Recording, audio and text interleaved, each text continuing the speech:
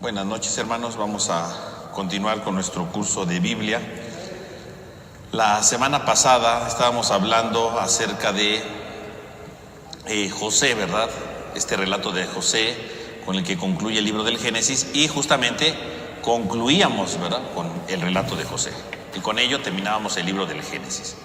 Vamos ahora a dar otro paso más en nuestro curso de Biblia infinito, ¿verdad?, porque lo hago largo todo, pero y vamos a empezar a ver ahora el segundo libro de la Biblia, que es el libro del Éxodo. El libro del Éxodo, pues, nos va a contar las gestas de Dios y su pueblo, ¿no?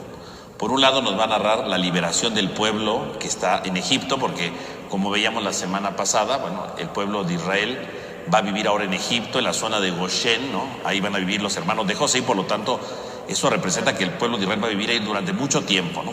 Y entonces tenemos aquí nosotros esta imagen del pueblo de Israel que vive en Egipto ahora, y ahora tendrán que ser liberados, ¿no? Y esta liberación no será solamente humana, sino que será parte de un proyecto de Dios, porque el pueblo tiene que regresar al pueblo a la tierra prometida, ¿no? Y regresando a la tierra prometida, entonces podrá vivir esta experiencia de salvación. Así este relato, ¿verdad? No solamente es la memoria de un acto importante en el pueblo de Israel, sino sobre todo es un acontecimiento que va a marcar al pueblo de Israel. Así que el libro del Éxodo podremos decir que es el corazón del Antiguo Testamento, ¿no? Vamos entonces a reflexionar ahora sobre este texto, que es muy importante. Y seguramente no va a ser corto como de costumbre conmigo, pero bueno, entonces voy a tratar aquí de dar las grandes líneas, pero tenemos que entenderlo bien, ¿no? Porque a comparación de otros libros, bueno, pues este es el centro de todo, ¿no? Es el corazón del Antiguo Testamento. Y entonces podemos decir entonces nosotros cuatro cosas. Por un lado, este texto tiene un horizonte narrativo, ¿no? Es decir, ¿de qué trata? ¿Cuál es la narración de este libro? Bueno, pues nos va a partir del nacimiento de Moisés, que va a liberar al pueblo. Nos va a hablar de cómo el pueblo sale de Egipto, cómo va a estar en el desierto, y sobre todo cómo el pueblo hace una alianza en el Sinaí, ¿no? Este sería el horizonte narrativo del texto. El horizonte literario, bueno, sería dos géneros literarios que van a aparecer sobre todo en este texto. El género literario sería el género narrativo, que va a ser la narración de los acontecimientos, y el género legal, sobre todo en la última parte del Génesis vamos a encontrar el género legal, porque va a ir contando una serie de leyes, ¿verdad?, que se tienen que ir viviendo dentro del pueblo. ¿Cuáles serían las fuentes de este libro? Que, como hablábamos ya en la primera clase, ¿verdad?, decimos que el Pentateuco, y por lo tanto el Éxodo, está conformado por cuatro fuentes, ¿no? Es decir, cuatro momentos de redacción, ¿no? Y esto es muy importante, porque cuando empecemos a hablar de los relatos aquí, vamos a tratar de ver en qué momentos se escribieron, ¿no?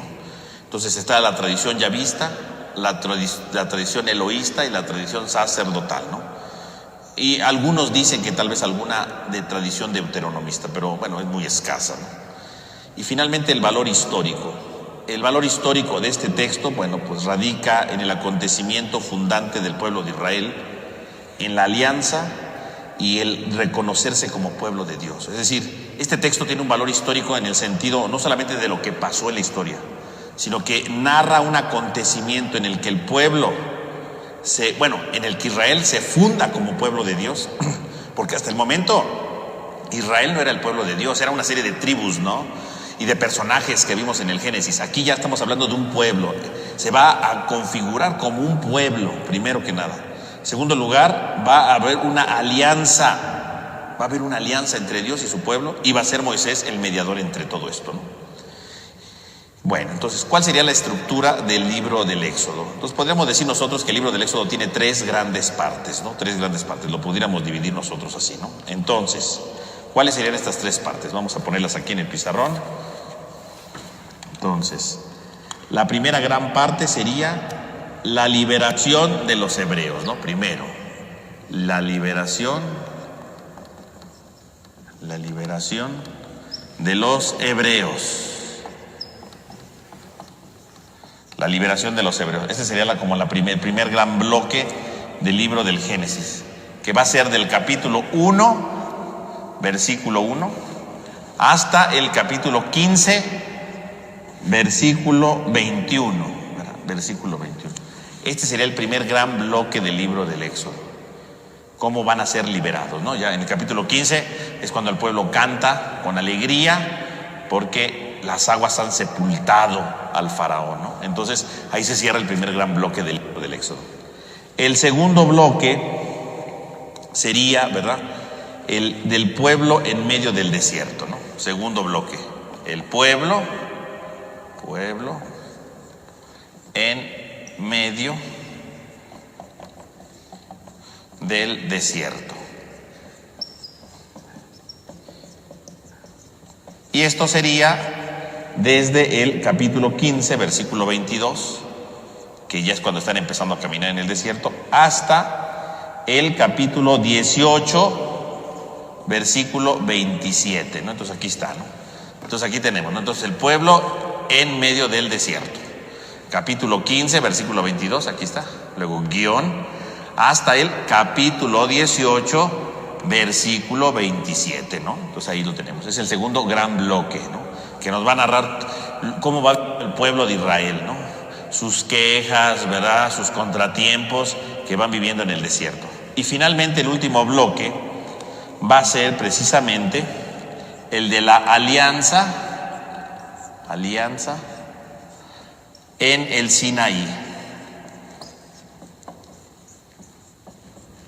La alianza en el Sinaí, que es el bloque final, que sería toda la parte legal, ¿no?, con algunas narraciones, pero sobre todo es la parte legal del libro del Éxodo, que ya va a ser entonces aquí a partir del capítulo 19, versículo 1, hasta el capítulo 40, versículo 38, ¿no? Todo el final del libro, ¿no? Entonces ahí lo tenemos, ¿no? Entonces tenemos ahí este texto, ¿no? Entonces tenemos tres grandes partes, ¿no? La primera parte cuando el pueblo está en Egipto, del capítulo 1 al versículo 15-21. La segunda parte cuando el pueblo peregrina en el desierto con todos sus contratiempos, capítulo 15-22 hasta el 18-27. Y finalmente la alianza en el Sinaí, ¿no? 19-1 hasta el 40-38, que es el final del libro. Y obviamente aquí está el tema de los famosos 10 mandamientos, ¿no?, que es un tema importante, ¿no?, que tenemos que abordar aquí. Entonces, este sería en general el esquema, ¿no? Ahora bien, obviamente en medio de esto podemos dividirlo en muchos temas, ¿no? Aquí no voy a hablar de todas estas divisiones porque uno voy diciendo algunas cosas en el transcurso de las clases y bueno, y otro, bueno, pues sería una cosa infinita que nadie va a entender de en primera mano, ¿no? Entonces, ahora que termine la transmisión, bueno, ahí, ¿verdad?, en la descripción siempre ponemos la descripción ¿cómo se llama?, de la clase, y voy a dejar ahí un vínculo, ¿verdad?, un enlace donde ustedes pueden descargar si gustan, ¿verdad?, si gustan pueden descargar la estructura del libro del Éxodo, ¿no? Así como cuando lo hicimos en el Génesis hace quién sabe cuántas clases, también ahora vamos a dejar ahí un enlace, usted le pica ahí, lo va a llevar a otra aplicación y ahí se descarga ¿cómo se llama?, la estructura del libro del Éxodo. Vienen estas tres partes con todos sus temas, ¿no?, para que ustedes tengan en general la estructura, ¿no?, que no vendría el caso decirlo aquí, pero usted lo puede descargar y lo puede ir leyendo, ¿no? Entonces, esa sería en general la estructura del libro del Éxodo, ¿no? Ahora bien, vamos a hablar ahora sobre el contexto histórico de este libro. ¿De qué nos va a hablar, no? Decíamos, bueno, es el pueblo de Israel que vive en medio del desierto, ¿no? Bueno, sí, pero ¿qué significa eso? Desde el siglo XIX, ¿no?, cuando se empezó a hablar de los diferentes autores de este libro, ¿no?, y todas sus situaciones, desde el siglo XIX existen dos extremos respecto a la historicidad del relato bíblico, ¿no? Existen dos extremos, porque algunos dicen que todo lo que dice el Génesis es histórico tal cual, y hay otros extremos radicales que niegan todo lo que dice aquí, ¿no? Entonces es una cosa muy complicada, ¿no? Ciertamente, si leemos el libro del Éxodo, en el capítulo 1, versículo 11, en el capítulo 1, versículo 11, nos da un dato histórico, ¿no? Lo vamos a leer aquí para que lo veamos, ¿no? Entonces, Génesis 1, 11 aporta un pequeño dato histórico respecto a este libro, ¿no? Dice, versículo 11, aquí está: entonces les impusieron capataces para oprimirlos con duros trabajos y así edificaron para el faraón las ciudades de depósito de Pitón y Ramsés. Entonces aquí da un dato histórico. Los israelitas vivieron en tiempos de este faraón que edificó estas dos ciudades, Pitón y Ramsés, ¿no? Eso es lo que dice, ¿no? El libro del Éxodo da ese dato histórico, ¿no? Y entonces esto cuadraría, según algunos estudiosos, con la época de Ramsés II, ¿no? Que sería entre el 1290 al 1224 antes de Cristo, más o menos, ¿no? Que es quien construyó, ¿verdad?, en el río Nilo una residencia, ¿no? Podría ser, ¿no? Esta opinión la aceptan muchos, y entonces otros dicen que entonces todos estos acontecimientos serían entre el siglo XIII antes de Cristo, ¿no? Entonces estamos hablando más o menos de este tiempo. Aunque ciertamente también estos datos han sido cuestionados, porque la ciudad de Pitón, algunos dicen que no fue de este siglo, sino que se construyó más adelante, ¿no? En el siglo VII, siglo VI antes de Cristo. O sea, hoy día pues hay un montón de situaciones. Y entonces algunos dicen, bueno, entonces de esta esclavitud de la que hablan aquí, a lo mejor no se refieren a la esclavitud de ahí, sino hace referencia a la esclavitud que estaban viviendo los judíos, bueno, los hebreos más bien dicho, en la época que se escribió el libro, porque justamente cuando se está escribiendo el libro del Éxodo están siendo esclavizados por Salomón. Y entonces algunos dicen, ¿verdad?, que esto casi no lo aceptan muchos, pero algunos llegan a decir, no, es que la esclavitud del faraón en realidad refleja la esclavitud que vivían en la época de Salomón, era una forma de denunciarla. Bueno, esa es una hipótesis que casi nadie está de acuerdo, pero bueno, es una hipótesis que ahí está, se la digo para que usted sepa, ¿no?, que existe esa hipótesis. Bueno, entonces ciertamente no queda muy claro, pero algunos sitúan la situación del libro del Éxodo hacia el año 1240, ¿no? O sea, todo lo que nos narra sería en el año 1240 antes de Cristo, ¿no?, más o menos, ¿no? Ahora, existe otra dificultad, ¿no? Porque esta salida de Egipto, ¿no?, esta salida de Egipto, curiosamente, pues no la relatan, pues la historia antigua de Egipto casi no relata estas cosas, ¿no?, que es muy llamativa. O sea, el libro del Éxodo hace mucho hincapié de esto, pero no lo hace tal cual, ¿no?, de todos lados. Por eso algunos piensan que tal vez en estos tiempos quien estaba gobernando no era un egipcio directamente, ¿no?, sino sería un usurpador que estaba en esta zona gobernando. Por eso no queda inscrito en el libro del Éxodo, ¿no?, como tal, ¿no? Hubiera un usurpador. Esa es una hipótesis, ¿no? Y por eso ahí cuadraría muy bien cuando nosotros leemos el texto, ¿no?, digo, independientemente de la enseñanza que trae, ¿no? Pero si ustedes leen bien el libro del Éxodo, dice, hubo un faraón que no conoció a José. Y uno dirá, ¿cómo va a haber un faraón que no conoció a José, ¿no? O sea, ¿cómo desapareció del mapa José, ¿no?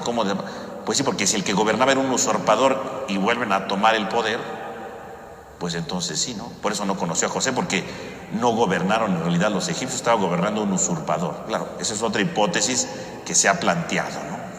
Y por eso dice que no lo conocían. Podría ser, ¿no? O sea, todo esto estamos hablando de años antes de Cristo, entonces surgen muchas hipótesis. Ahora bien, el tema de la salida de Egipto, hoy día, ¿verdad?, también se ha replanteado y se habla de que en realidad en Egipto hubo dos salidas de Egipto. Una que sería más antigua, que sería cuando los egipcios expulsaron a una civilización llamada los Ixos, ¿verdad? Los Ixos. Dejen, aquí lo ponemos para que usted sepa cómo se escribe esa palabreja. Un pueblo llamado los Ixos. Ixos. Así se llamaban, ¿eh? Los Ixos, que sería un pueblo, ¿verdad? Un pueblo que sería, habían sido expulsados en el año de 1552 antes de Cristo, más o menos, los Ixos. Y que ellos serían los que estuvieron gobernando durante un tiempo en Egipto, ¿no? Y que por eso los corrieron, ¿no? Y varias cosas que nos relata el Éxodo traen relatos de eso, ¿no? De esta primera huida, ¿no? Algunos elementos. Obviamente, el libro del Éxodo no refleja esta huida, tiene algunos elementos, pero en realidad, ¿cuál es la huida? Pues la del 1250, que es lo que habíamos dicho, ¿no? La del 1250, cuando el pueblo de los hebreos huye, porque no es que los expulse, ¿no? No es que los corrieron, órale, váyanse, no, más bien huyen porque buscan la libertad, ¿no? Huyen porque buscan la libertad, ¿no? Aprovechan la fiesta de la primavera, como vamos a ver, ¿no? Y entonces huyen, ¿verdad?, para poder ser libres, se supone, ¿no? Bueno, entonces sería como entonces, algunos estudios hablan de dos salidas de Egipto, una de unos llamados Ixos, que ahí se pierden en la historia, ¿no? Y de los hebreos como tal en el 1250 aproximadamente, ¿no? Bueno, entonces ese sería como el contexto básico, ¿no? Entonces, ¿cuál va a ser la gran enseñanza del libro del Éxodo? Cuando veíamos el libro del Génesis decíamos que el hilo conductor en general del libro del Génesis era la fraternidad, ¿no? Y vimos todo el problema de la fraternidad que se va dando a lo largo del libro del Éxodo, ¿no? La fraternidad que se va viviendo, que se van los problemas que se tienen, y cómo al final, ¿verdad? La fraternidad se recupera, ¿no?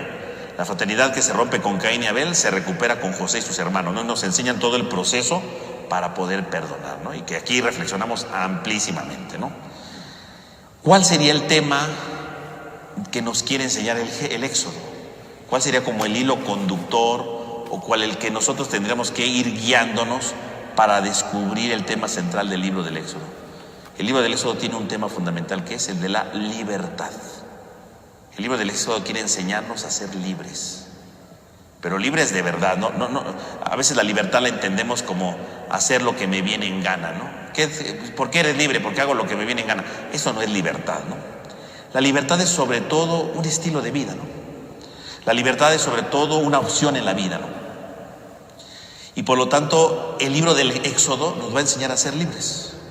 Curiosamente, entonces si alguien dijera, ¿qué es la libertad? Bueno, el libro del Éxodo no la define, pero sí nos va dando los pasos para ser libres. Y todos de alguna manera somos esclavos de algo, ¿eh? A veces pensamos en esclavitud, ¿verdad? Que con cadenas y eso. No. La libertad, la esclavitud es mucho más sutil en la vida, ¿no? Y lo va a descubrir el pueblo de Israel, ¿no? La esclavitud es cuando yo dependo de algo y no puedo deshacerme de eso. Dependo para siempre. Y la esclavitud puede estar en un objeto, puede estar en una persona. Hay gente que son esclavas de una persona, ¿no? Dependen de una persona para todo. No hace nada si esa persona no se los dice. Es esclava de esa persona, ¿no? Sea quien sea, ¿eh? Hay quien se hace esclavo de su esposo, de su esposa, de sus hijos. Pueden ser una esclavitud, ¿eh? Ojo, porque a veces pensamos que eso no. Si tú puedes hacerte. Hay personas que sean esclavas de sus hijos. Hacen lo que sus hijos quieren, dependen de sus hijos, de todo de sus hijos, y se olvidan del mundo, ¿no? Son esclavos. O dependen del dinero, dependen de muchas cosas, ¿eh? Usted no se puede imaginar de todas las esclavitudes que puede tener. Y entonces todos podemos tener una esclavitud. Y el libro del Éxodo, todo el libro, desde el principio hasta el capítulo 40, nos va a decir cómo poder ser libres. Esa es la gran lección, ¿no? Claro. En la medida que va avanzando el libro nos va enseñando más cosas para ser libres. Entonces, el que quiera ser libre, que lea el libro del Éxodo, ¿no? Esa sería como la clave, ¿no? ¿Usted quiere ser libre? Sí. Bueno, usted lea el libro del Éxodo, profundícelo. Claro, aquí no podemos profundizar todo el libro del Éxodo, pues no acabaríamos nunca, ¿no? Pero obviamente vamos a analizar grandes pasajes, grandes temas, y vamos a ir aprendiendo algunas temáticas sobre cómo ser libres. Y al mismo tiempo que si vamos viendo cómo ser libres, vamos a descubrir de qué somos esclavos, ¿no? Sí, porque a la medida que vayamos reflexionando ciertos pasajes, vamos a ir descubriendo de qué soy esclavo yo, ¿no? De qué me he hecho yo esclavo en la vida, ¿no? ¿De qué me he hecho yo esclavo? Porque usted ni se imagina de lo que puede ser esclavo, de cualquier cosa, ¿eh? Y entonces el libro del Éxodo nos va a enseñar cómo ser libres. Y llegaremos al tema de los 10 mandamientos, los famosísimos 10 mandamientos. Y los 10 mandamientos, curiosamente, van a ser pistas para ser libres. Y ahí veremos entonces, en realidad, cuando lleguemos a ese tema, cómo entender los mandamientos. Porque a veces los mandamientos los entendemos solamente como leyes, lo que tengo que cumplir, no matar, no robar. No. Los mandamientos no es eso, no son leyes que tenemos que cumplir a rajatablas. No, es otra cosa. Son las bases para descubrir nuestras esclavitudes, ¿no? Pero bueno, ya llegaremos a ese capítulo y lo analizaremos, ¿no? Ahorita estamos empezando. Ahora, antes de empezar a leer un poco del libro del Éxodo, quisiera hablar un poco brevemente de lo que sería la esclavitud en Egipto. ¿Cuál fue la esclavitud, no? ¿En qué consistía la esclavitud de Egipto? Porque a veces el problema está que el libro del Éxodo es muy famoso porque hay muchas películas, ¿no? sobre esto, ¿no? Está la película de los 10 mandamientos, ¿no? De esa antigua, ¿no? Hay películas de caricaturas, ¿no? Como ¿cómo se llama? El Príncipe de Egipto, ¿no? Que está ahí, hace cosas extraordinarias, ¿no? Está la película de Moisés, que es más reciente, ¿no? Donde Moisés siente que Dios le habla y una cosa rarísima, ¿no? Esa película, pero bueno. Pero es que si vamos a leer el libro del Éxodo, lo que yo le pediría a ustedes, que usted lea el libro del Éxodo y lo vayamos entendiendo, y quite de su mente todas esas películas. Esas películas son bonitas para verlos, impactarnos con los efectos especiales, pero esas películas no sirven para nada si queremos entender la Biblia, porque esas películas están hechas para ganar dinero, para impactar a la gente con sus efectos especiales. Pero esas películas no están hechas para enseñarle a ser libre. Eso no, esas películas no. De hecho, distorsionan el mensaje realmente, ¿no? Y nos podemos quedar así con los grandes signos. Ay, es que se abrió el mar rojo. Ay, es que aparecieron ranas. Ay, se murieron los primogénitos. Ay, hubo rayos. El libro del Génesis no se escribió para que dijéramos, ay, qué bonito se abrieron las aguas. Ay, qué bonito, hubo rayos. El libro del Génesis no se escribió para eso. Que lo han usado mucho en las películas, bueno, pues qué bueno, ¿no? Yo no digo que no. Qué bueno que se utilicen. Pero cuando uno quiere estudiar el libro del Éxodo, tiene usted que quitarse de la mente todas esas películas, ¿no? Porque cuando uno quiere explicar esto, dice, es que la película salió. No, pues si usted va a comparar lo que yo digo aquí con la película, olvídelo. La película no entiende nada de teología, ni entiende nada de simbolismo, ni de cosas de la vida, ¿no? Entonces, téngalo claro, ¿no? Entonces, cuando yo esté hablando aquí, no imagine usted en la película, ¿no? No piense usted en la película, piense usted en lo que dice el texto. Déjese sorprender por la enseñanza del texto, no por la película. Porque ya me ha tocado que luego explico esto, y ya que lo explico muy maravillosamente, claro, aquí pues no está casi nadie presente, ¿verdad? Pero cuando termino, pero es que la película no iba así. No, pues es que la película no está parecida a la Biblia, pero no es la Biblia. La película no es la Biblia. No ponga usted la película, borre la película. La película no sirve para estudiar la Biblia.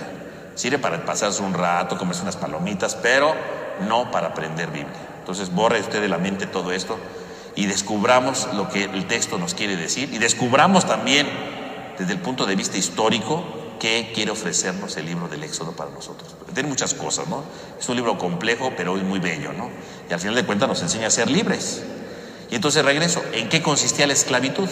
Porque a veces la esclavitud, ¿verdad? Nos la sacan ahí que les daban con látigos, ¿verdad? Y cadenas y construyendo cosas. A ver, sí eran esclavos los hebreos, por supuesto que eran esclavos, pero era una esclavitud sencilla. Ellos no andaban ahí, ¿verdad?, construyendo las pirámides y eso. ¿En qué sentido construían las pirámides? Porque ellos hacían los ladrillos. Esa era la esclavitud de Egipto. Y lo dice, usted lo lee con atención, va a ver que así es, ¿no? En el capítulo 6, cuando se enoja el faraón, porque va Moisés a decirle que los libere y se enoja el faraón, ¿cuál fue el castigo que les puso el faraón? Entregar más ladrillos. Y lo dice el libro del capítulo 6, no estoy inventándolo yo, lea usted su capítulo 6, ahí dice, se enojó el faraón y los puso a hacer más ladrillos. Es decir, ¿en qué consistía la esclavitud de los egipcios, de los israelitas en Egipto? En hacer ladrillos. Esa era la esclavitud, que los obligaban a entregar cierto número de ladrillos, ¿no? Y cuando el faraón se enoja, lo dice el texto, ¿no? Se enoja y les sube el número de ladrillos y les quita la paja, porque para hacer ese tipo de ladrillos usaban paja y la paja les ayudaba a hacerlos más rápido, y si no tenían paja les costaba más trabajo. Era un castigo que les dio, ¿no? Entonces, ¿en qué consistía la esclavitud? No es como lo dicen las películas, era en hacer ladrillos, punto, ¿no? Y si ustedes se dan cuenta, cuando abandonan Egipto, cuando están en el desierto, se la viven recordando. Ay, es que allá teníamos cebollas. Ay, es que allá teníamos melones y allá había carne. Uno diría, bueno, pues si les estaban dando con el látigo, si les estaban dando de golpes y vivían en situación inhumana, ¿quién quisiera regresar a ese lugar? Nadie, ¿no? Por supuesto que todo el mundo extrañaba, porque todos en Egipto tenían su casa, tenían su región en donde vivían, tenían sus casas. Y sí, tenían que trabajar haciendo ladrillos, pero no era la gran cosa, ¿no? Claro, no ladrillitos de esos que conocemos, ladrillos grandes, piedras, no bloques, ¿no? Pero la cosa es que no es como lo pintan las películas, ¿no? Sí eran esclavos, pero hacían eso. Y pues se la vivían muy tranquilos, porque hacían sus ladrillos, eran sus tabiques ahí, y ya luego por la tarde descansaban y comían y hacían lo que querían, ¿no? Por eso cuando se salen de Egipto empiezan a extrañar, pues sí, ¿quién va a estar queriendo vivir en un desierto? Si allá tenían una casa, si allá tenían comida, si ahí estaban bien tranquilos. ¿A quién se le ocurrió salirse de Egipto, no? Por eso se quejan en todo el camino, que no era tan fácil, o sea, dejaron muchas cosas que eran buenas, ¿no? Pero bueno, esa es la aventura de la fe, ¿no? Dejamos algo que es bueno para algo mejor, ¿no? Pero bueno, el pueblo de Israel no lo entiende. Entonces, esto lo digo para que ustedes vean lo que era la esclavitud, ¿no? No se vaya, decíamos con las películas de látigos, cadenas y ahí, ¿verdad? Sangrando y ya, denme agua, ¿no? ¿Qué agua ni qué nada? Ahí te va otro. No, eso no era así. Sí ponían a algunos esclavos, pero a los que ponían a hacer esas cosas y los golpeaban eran los esclavos de guerra. Los israelitas no eran esclavos de guerra porque ellos llegaron a vivir ahí habitaban. Como migrantes llegaron ahí, tenían su zona, ¿no? El valle de Goshen, dice la escritura, ¿no? Lo decíamos cuando José, ¿no? Les dijo, van a habitar en el valle de Goshen. Tenían su zona, estaban muy tranquilos, ahí estaban, bueno, ahí vivían. Entonces, por eso es que no, cuando Moisés les dice, los voy a liberar, no quieren, al principio no quieren, dicen, no, pues nos vamos a ir, pues estamos bien aquí, ¿no? Sí, pues es difícil, ¿no? Es difícil reconocer la esclavitud cuando uno está cómodo. Ese es el primer problema de la esclavitud, que a veces nosotros no nos damos cuenta que somos esclavos porque nos sentimos cómodos. Y los israelitas se sentían cómodos, pues eso no era fácil, ¿no? No era una cosa tan sencilla, ¿no? Tenía su dificultad, ¿no? Y entonces descubrí que la libertad va más allá del disfrute. La libertad no solamente es vivir satisfactoriamente, la libertad es sobre todo encontrar el sentido de la realización y no depender de nada, ¿no? A eso se refiere precisamente esto, ¿no? Por eso entonces este sería un camino de servidumbre al servicio, porque en el fondo ¿qué es la libertad? La libertad, decíamos, no es hacer lo que yo quiera, la libertad es ser servicial. Por eso hay un autor de un libro, ¿verdad? De un comentario al libro del Éxodo, ¿no? Que se llama George Usu. Y este señor, ¿verdad? Le llamó a su libro, ¿verdad? A su comentario del libro del Éxodo con una manera muy bella, ¿no? De la servidumbre al servicio. O sea, de la servidumbre, ¿no? Del ser esclavo en Egipto a vivir en el servicio a Dios. Porque ser libre es servir a Dios. O sea, este libro, ¿verdad? Este título del libro es muy bonito porque ya nos enseña en qué consiste el Éxodo. Si el Éxodo es el camino para ser libre, ¿en qué consiste el ser libre? Tú te haces libre cuando dejas de ser servidumbre o de hacer servidumbre para vivir en el servicio, en el amor al otro y por lo tanto en el amor a Dios. Eso es ser libre. Y el libro del Éxodo nos los va a enseñar, ¿no? Dejar la servidumbre para vivir el servicio, ¿no? Respetando y amando a Dios, ¿no? Ese es el servicio que se requiere, ¿no? Ese es el servicio que transforma y que hace al hombre nuevo, ¿no? Ese es el tema del Éxodo en general, ¿no? De la servidumbre al servicio. Bueno, vamos a comenzar a leer el inicio de esto, ¿verdad? Para que vayamos viendo algunos ya elementos de esto. Dice así: estos son los nombres de los israelitas que fueron a Egipto con Jacob, cada uno con su familia: Rubén, Simeón, Leví, Judá, Iscar, Zabulón, Benjamín, Dan, Neftalí, Gad y Aser. Los descendientes de Jacob eran 70 personas. José estaba ya en Egipto.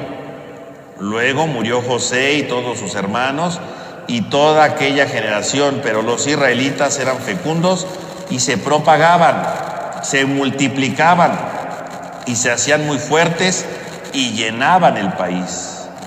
Surgió entonces en Egipto un nuevo faraón que no había conocido a José y dijo a su pueblo: miren, el pueblo de Israel es más numeroso y fuerte que nosotros. Actuemos sagazmente contra él para que no siga multiplicándose contra él. Para que no siga multiplicándose. No sea que en caso de guerra se alíe con los enemigos y luche contra nosotros. Entonces les impusieron capataces para que los oprimieran con trabajos duros, edificando así para Faraón las ciudades de depósito de Pitom y Ramsés. Pero cuanto más los oprimían, tanto más se multiplicaban y crecían. De modo que los egipcios llegaron a temer a los israelitas. Así los egipcios esclavizaron brutalmente a los israelitas. Aquí está muy exagerado, ¿no? Brutalmente. Y luego hablan de los tabiques, entonces. Y les amargaron la vida con dura servidumbre, y ahí lo dice, con trabajos de barro, de ladrillos, de campo y toda clase de servidumbre. Aquí primero dice que es una cosa brutísima y luego dice ladrillos, barro, campo. Pues no hay ni látigos, ni cadenas, ni nada por el estilo, ¿no? Ahí lo dice, ladrillos, barro y toda clase de servidumbre, ¿no? Y los esclavizaron brutalmente, obviamente son los exagerados, ¿no? Además, el rey de Egipto dijo a las parteras de las hebreas, una de las cuales se llamaba Sifra y la otra Puá: cuando asistan a las hebreas, fíjense bien, si es niño, mátenlo, pero si es niña, que quede viva. Pero las comadronas, como temían a Dios, y no hicieron lo que habían mandado al rey de Egipto, sino que dejaban con vida a los niños. El rey de Egipto llamó a las comadronas y les dijo, ¿por qué han hecho esto y dejan con vida a los niños? Respondieron las comadronas al faraón, es que las mujeres hebreas no son como las egipcias, son más robustas y antes de que llegue la comadrona ya ha dado a luz. Dios premió a las comadronas y el pueblo se multiplicaba y se hacía cada vez más fuerte.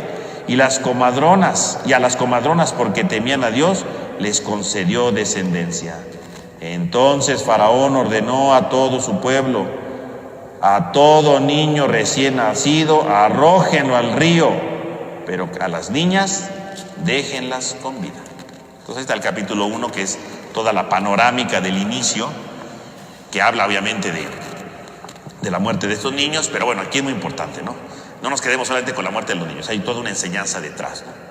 A veces este relato lo llegan a usar para hablar del aborto, ¿no? Ay, así como el faraón mató a los niños, hoy también se mata a niños con el aborto. Bueno, esa puede ser una aplicación, pero cuando se escribió el libro del Éxodo no estaban pensando en el aborto, que quede claro, porque es otra cosa, vivimos otros tiempos ahorita, ¿no? O sea, y además tiene una explicación mucho más profunda y bella que lo del aborto. ¿Lo podemos aplicar al aborto? Sí, pero no es ¿cómo se llama? La interpretación única, ¿no? Y la más adecuada, no, hay mucho más detrás, ¿no? Bueno, cierro ese paréntesis y veamos. El libro del Éxodo comienza en hebreo, que aquí en español no lo ponen, con la palabra, o más bien dicho, con la conjunción y. Yo ahorita que lo empecé a leer, ¿verdad? Decía, aquí no está. Comencé a decir, estos son los nombres de los israelitas. Así está en su Biblia, usted lo lee, así dice, ¿no? Estos son los nombres de los israelitas. En realidad no comienza así. Dice así, y estos son los nombres de los israelitas. ¿Y por qué dice y? Y estos son los nombres de los israelitas. Claro, si uno lo pusiera en español, uno diría, ¿cómo? Y estos son. ¿Por qué pone ese y, no? Porque la Y pues sirve para unir dos ideas. ¿Qué idea está uniendo? Pues la primera palabra. Uno no empieza a escribir un libro diciendo y esto, pues no. Por eso los autores, ¿verdad? Los traductores siempre quitan esa i, porque pues sale sobrando, ¿no? Como diciendo, ¿quién sabe por qué la pusieron? No, es que sí tiene una razón de ser. Porque cuando yo pongo una i, ¿verdad? Una conjunción i, una y, es para unir dos ideas. ¿Cuáles dos ideas está uniendo? Está uniendo, obviamente, la que está en el libro del Éxodo y está uniendo el libro del Génesis. Ese y está diciendo, este libro es la continuación del libro anterior. Para entender este libro, lea usted el libro anterior. Por eso ponen esa i en hebreo, que en español se pierde porque, pues obviamente, de punto de vista redaccional no sirve, ¿no? Pero en realidad está diciendo, está relacionado con el libro anterior. Entonces el libro del Génesis, del Éxodo, tendría que decir, y estos son los nombres. Es como si hubiéramos acabado de leer el Génesis, donde dice, José murió a la edad de 110 años, lo embalsamaron y se le puso en un sarcófago en Egipto. Y estos son los nombres de los israelitas que fueron a Egipto. O sea, está juntando los libros. Y también el libro de Levítico comienza con i, y el libro de Números también comienza con i. O sea, quiere decir que para los antiguos, para los judíos, estos 4 libros era uno solo. Aunque eran 4 libros distintos, estaban relacionados uno con el otro y uno tenía que entender o leer al anterior para entender este, ¿no? Están unidos, ¿no? Aunque son distintos libros con distintos proyectos espirituales, de todos modos están unidos y por eso viene ese i. Curiosamente el libro del Deuteronomio, ese libro sí no dice i, porque ya es de otra tradición y tiene otra idea, ¿no? Pero los otros 4 libros empiezan con I, ¿no? Esa es una cosa sencilla, pero para que usted lo tome en cuenta, ¿no? Y diga que se lo conté aquí en este curso. Bueno, entonces, empieza diciendo eso, ¿no? Relacionándolo con el libro del Génesis, ¿no? Y entonces va nombrando a los hijos de Jacob, ¿no? Va nombrando a los hijos de Jacob, ¿verdad? Haciendo referencia entonces a las mamás, aunque no nombra a las mamás, hace referencia a las mamás. ¿Por qué? Porque van citando a los hijos de Jacob, ¿no? Va citándolos a todos ellos, ¿no? Y entonces se puede apreciar cómo la historia del pueblo de Israel es la historia de los hijos de Jacob. ¿De dónde salió el pueblo de Israel? Pues de los hijos de Jacob, son sus descendientes. Quiere decir que todo lo que leímos en el libro del Génesis, toda la historia de José, tiene que ver con lo que estamos leyendo aquí, ¿no? Es la continuación, es el parámetro, ¿verdad? Bueno, no el parámetro, más bien es el escenario, ¿no?, que se vio en el libro del Génesis para entender este libro, ¿no? ¿Quiénes son los que están en Egipto? Los hijos de Jacob, ¿no? Y entonces dice el texto, ¿no? Los descendientes de Jacob eran un total de 70 personas, ¿no? 70 personas. ¿Por qué dicen que son 70 personas? ¿De dónde salieron los 70? Si ustedes leen el libro del Génesis en el capítulo 46 al 27, perdón, Génesis 46, 27, ahí nos habla del número 70. ¿Pero qué quiere decir el número 70 aquí? ¿A qué se refiere el número 70? El número 70 es un número redondo, ¿no? Es un número redondo con un matiz positivo, es decir, habla de una totalidad. Decir que eran unos 70, no es que de verdad los contaron 1, 2, 3, 4, hasta el 70, ¿no? 70 significa son todos los que tienen que estar. Por lo tanto, lo que está diciendo es que el pueblo de Israel, ¿quién estaba en Egipto viviendo?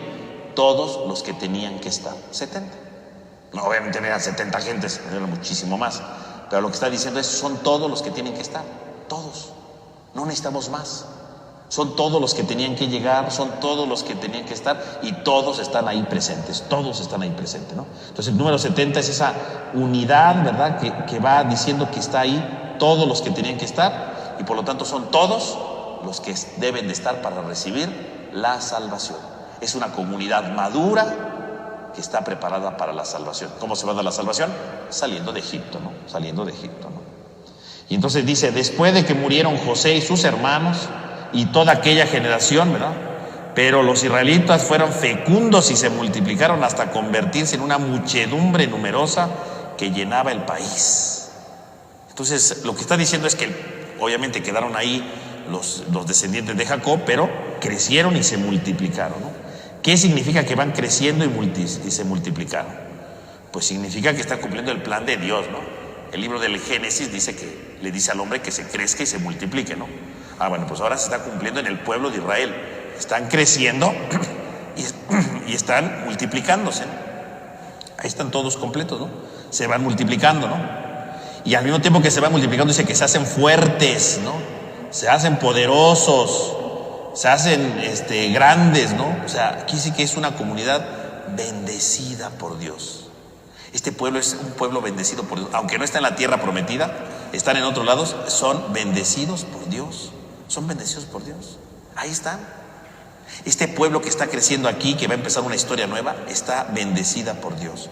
Y si está bendecida por Dios, pues Dios nunca lo va a dejar, ¿no? Nunca los va a abandonar, ¿no? Y aparece ahí todo, ¿no? Y esta es la última vez que va a aparecer la palabra hermanos, ¿no? Ya después ya no se van a hablar de los hermanos, se habla de cada uno independientemente, ¿no? Aquí se habla por última vez de hermanos. Obviamente el tema de la fraternidad no nos importa en este libro, ¿no? Ya quedó atrás. Ahora el tema de la libertad empieza, ¿no? Entonces ya nada más se habla de esto, ¿no? Y vemos entonces cómo se va cumpliendo todas las promesas. Aunque está en otra tierra, se empiezan a cumplir todas las promesas. Pero viene entonces el gran problema. ¿Cuál es el gran problema? Que viene un faraón que dice que no conoció a José. Ahí viene el problema, ¿no? Porque entonces por no conocer a José va a venir la esclavitud. Y entonces aquí viene todo el problema de fondo, ¿no? ¿Qué quiere decir que no conoció a José? Hace ratito yo les decía, ¿no? No conoció a José, tal vez se refiere efectivamente que José, en la época de José, había una serie de invasores que eran los que gobernaban. Obviamente el verdadero faraón logró después expulsarlos, gobernó él, ¿y quién conoció a José? Nadie. Puede ser, ¿no? Es una hipótesis. Pero en realidad, bíblicamente, ¿qué significa conocer? Conocer no se refiere a un ejercicio meramente intelectual, ¿no? No solamente que lo conoció en vida o que lo conoció de oídas, no. Conocer se refiere a un vínculo, ¿no?, que involucra los sentimientos y la voluntad. O sea, no conoció a José significa la familia, ni sus descendientes, ni su pueblo. Por este pueblo. Vino un faraón que dijo: este pueblo no me interesa.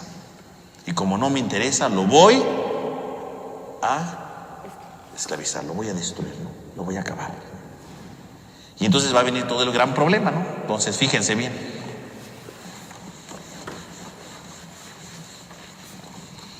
Porque aquí está la clave de todo lo que va a venir en el Génesis, ¿no? Entonces va a venir el faraón. Vamos a poner aquí, ¿no? Aquí está el faraón.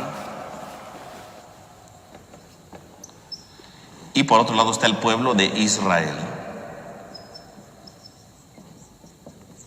Tenemos entonces a Faraón y a Israel, ¿no? Tenemos aquí los dos grandes puntos.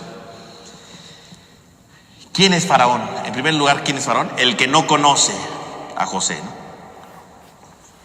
Y entonces el que no conoce significa que no le importa el pueblo de Israel, que no le interesa el pueblo de Israel. ¿Cómo se llamaba el faraón? ¿Quién sabe? Curiosamente el libro del Éxodo nunca nos dice cómo se llamaba el faraón, ¿no?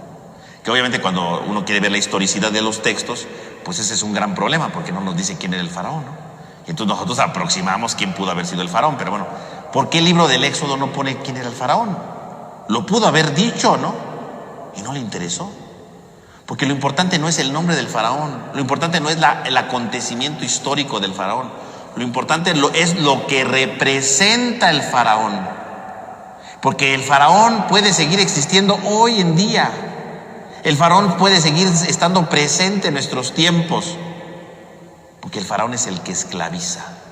Entonces, como no conoce, no le importa, cuando a mí no me importa algo, entonces viene la esclavitud. La esclavitud. Y entonces el faraón decide esclavizar al pueblo de Israel, ¿no? Dice, dándole fuertes tareas, ¿no?, de ladrillos y de barro y todo eso, ¿no? Bueno, ahí está, viene la esclavitud. Pero como los israelitas dicen que seguían creciendo, manda matar a los niños.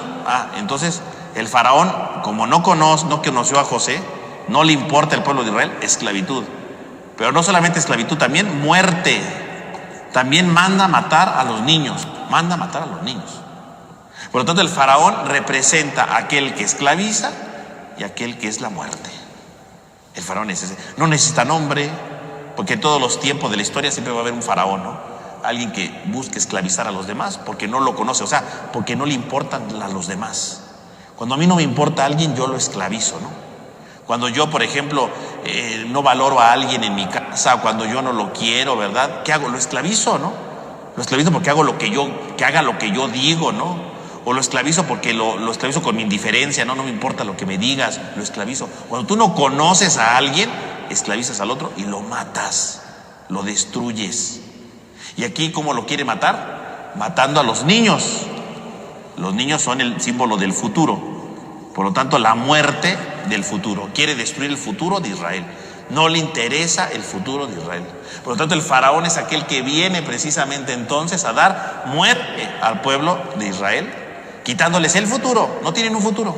Quiere acabarlos, quiere destruirlos. Y el faraón puede ser cualquiera, ¿eh? No nada más pensemos en ese rey de aquel tiempo. Yo puedo ser el faraón. Cuando yo, por ejemplo, decido no conocer a mi hermano, por ejemplo, ¿no? Yo decido no conocer a mi hermano. Pues yo decido conocer, lo mato, ¿no? No le vuelvo a hablar en mi vida, ¿no? No le quiero dirigir la palabra, ¿no? O es más, me voy a desquitar de mi hermano.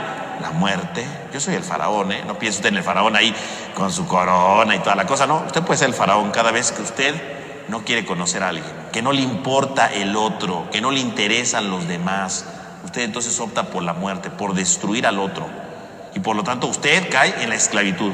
El que está del lado del faraón está del lado de la muerte, está del lado de la esclavitud, está del lado de la indiferencia. Pero del otro lado, ¿quién está? Israel. ¿Y cómo es el pueblo de Israel? Bueno, este pueblo de Israel tiene una cosa muy curiosa.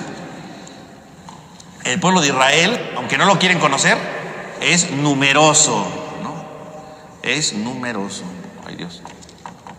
Es numeroso. ¿Y numeroso qué quiere decir? Que es fecundo, que está bendecido. El pueblo de Israel es bendecido.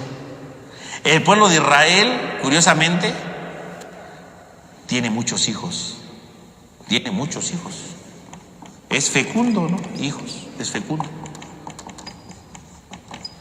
Y aunque matan a los hijos, dice, tenían más hijos. Uno dirá, pero ay, ¿cómo es posible? Pues si estás viendo que están matando a tus hijos, ¿para qué tienes más?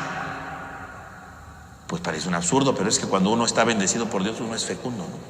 Porque el pueblo de Israel es el pueblo que va a luchar por la libertad. Y el faraón es el que va a luchar por la destrucción.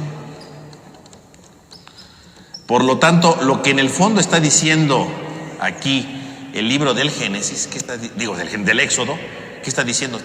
El capítulo 1 nos está presentando no solamente la situación del pueblo de Israel. El libro del Éxodo nos está presentando en el capítulo 1 de qué va a tratar la primera parte del libro y en consecuencia la segunda parte del libro. ¿De qué va a tratar? Nos está presentando los dos grandes personajes que van a luchar en este texto. Uno se llama Faraón y el otro es, no Israel, el otro es Dios. Porque el Faraón está contra el pueblo de Israel y en el fondo está contra Dios. Porque ¿quién le da hijos al pueblo de Israel? ¿Quién hace fecundo al pueblo de Israel? ¿Quién lo hace numeroso al pueblo de Israel? ¿Quién le da la fuerza al pueblo de Israel? Dios. Por lo tanto, quiere decir que el libro del Génesis nos va a relatar en el primer capítulo la pelea entre el Faraón y Dios. Son los dos grandes personajes. Claro, el mediador va a ser Moisés, ¿no? Moisés va a estar entre los dos. Pero en realidad es la lucha entre el Faraón y Dios. La lucha entre el que da muerte y el que da la vida. La lucha entre el que esclaviza y da la libertad. La muerte del indiferente, la lucha entre el indiferente y el que conoce a todos. Ese es el libro del Éxodo. Y eso es lo que va a narrarnos en la primera gran parte del libro del Génesis, del Éxodo, del capítulo 1 al capítulo 15. ¿Qué cosa es? La batalla entre Dios y el Faraón. El Faraón es quien sea. Y entonces ahí tenemos nosotros dos opciones en la vida. ¿Del lado de quién me quiero poner yo? ¿Me quiero poner del lado de Dios? Porque si me voy a poner del lado de Dios, entonces tengo que ser libre. Si quiero estar del lado de Dios, tengo que ser fecundo. Y no porque tenga hijos físicamente, sino porque estoy lleno de vida, ¿verdad? De vivacidad, de fuerza, de ánimo, de entusiasmo, ¿no? De lucha por ser mejor, ¿no? Del lado de Dios. O estoy yo del lado del Faraón, porque vivo destruyendo, porque vivo muriendo, ¿verdad? No físicamente, sino amargándome, ¿verdad? Acabándome con todo, porque vivo esclavizando, porque vivo siendo indiferente a los demás. Del lado de quién estoy, del lado de quién me estoy poniendo yo. El primer capítulo del Génesis entonces pone los dos grandes personajes, Dios contra el Faraón. Y va a ser entonces la gran pelea. Usted va a ver cómo todos los siguientes capítulos, ¿verdad? Hasta el capítulo 15 es la gran pelea. ¿En qué termina todo? Cuando el Faraón es sepultado en las aguas y entonces Dios gana la batalla, ¿no? Y entonces el que buscó la muerte termina destruyéndose a sí mismo, ¿no? Por eso dice que las aguas se abren y se cierran delante del Faraón, ¿no? Lo sumerge al Faraón, ¿no? Y los israelitas cantan, ¿verdad? Que el mar destruyó al Faraón, pero en el fondo, ¿por qué se destruyó el Faraón? Porque el Faraón perdió la guerra contra Dios. ¿Pero por qué perdió la guerra contra Dios? Pues porque el Faraón, ¿verdad? Ha decidido, ha optado, ¿verdad? Por la destrucción. Y el que opta por la esclavitud, el que opta por la muerte, termina destruyéndose. Pero como el pueblo de Israel optó por la vida, el pueblo sí puede pasar por las aguas y queda libre, ¿no? Esa es la meta, ¿no? Y luego vamos a descubrir, ¿verdad? La segunda parte del Éxodo, cuando están en el desierto, vamos a descubrir que el pueblo que según optó por Dios tiene un faraón en su corazón. Porque en el desierto el pueblo de Israel sigue siendo esclavo. Va a descubrir que la esclavitud no estaba en Egipto, la esclavitud está en el corazón. ¿Y por qué está en el corazón? Porque el pueblo de Israel tiene también un pequeño faraón y entonces va a ser ahora la lucha, ya no de este faraón, porque este ya se murió. La segunda parte del libro del Éxodo es la lucha de Dios contra la esclavitud, ¿verdad? Contra el faraón que tiene el pueblo en su interior, ¿no? Y tendrá que derrotarlo para que al final del libro sean libres. Ese es el libro del Éxodo. Acabo de resumirle ante usted en general cuál es precisamente el grande objetivo de este libro. ¿Qué es el libro del Éxodo? Entonces, un libro en el que nos enseña a ser libres. En primer lugar, viendo la grande batalla entre el faraón y Dios. Y luego descubrí que este faraón no estaba solamente afuera de Israel, sino que puede estar en el corazón del pueblo. Y entonces Dios tendrá que ayudarle a deshacerse de ese faraón para que el pueblo sea libre. Es una gran tarea, o sea, ser libre no es fácil, ¿no? 40 capítulos del Éxodo nos dice que no es fácil ser libre, y que tenemos que descubrir las esclavitudes, que a veces parecen estar fuera de nosotros, pero a veces las esclavitudes están adentro de nosotros. A veces la esclavitud está dentro de nosotros, y eso es lo más difícil de exterminar, es lo más difícil de quitar, es lo más difícil de sacar. Eso es lo más complicado, mis hermanos. Por lo tanto, estamos entonces ya empezando el libro del Éxodo. Y entonces sería, ¿del lado de quién me voy a poner yo? ¿Del lado del faraón o del lado de Israel? Primero que nada, primera parte del Éxodo.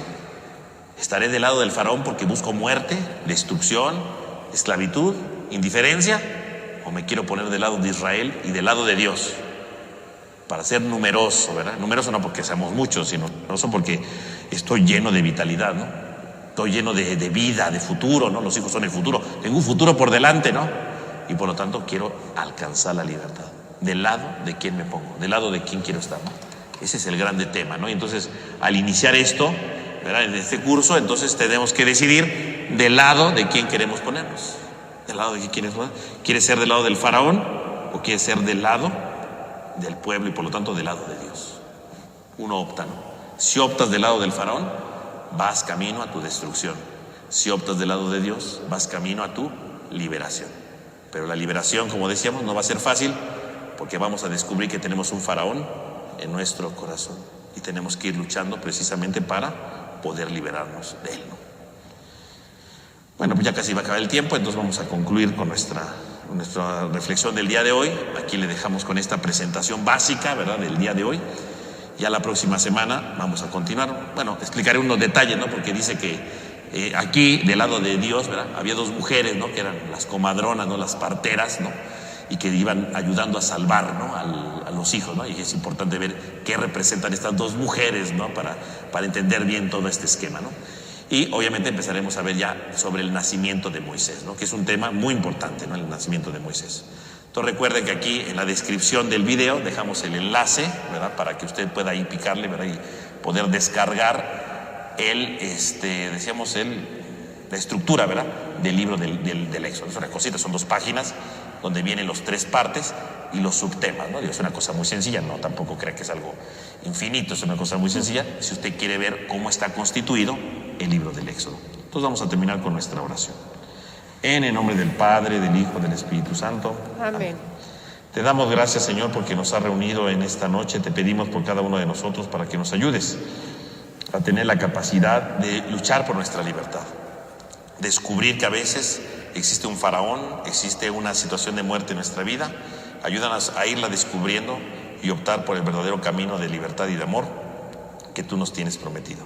Te lo pedimos a ti que vives y reinas por los siglos de los siglos. Amén. En nombre del Padre, del Hijo, del Espíritu Santo. Amén. Que tengan todos ustedes una buena noche y Dios mediante nos vemos la próxima semana.